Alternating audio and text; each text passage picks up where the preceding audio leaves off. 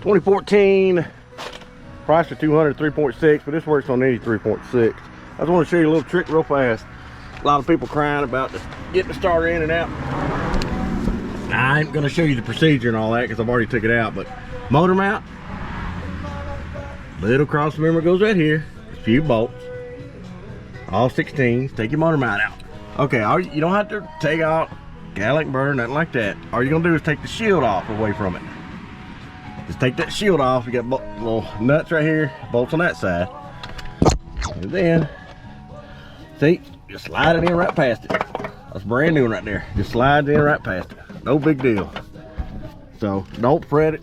Don't be scared of it. Don't touch this Cadillac burr. You ain't got to do all that. Motor mount, little crossover, take that shield off. You can leave the shield off if you want. Really don't do anything.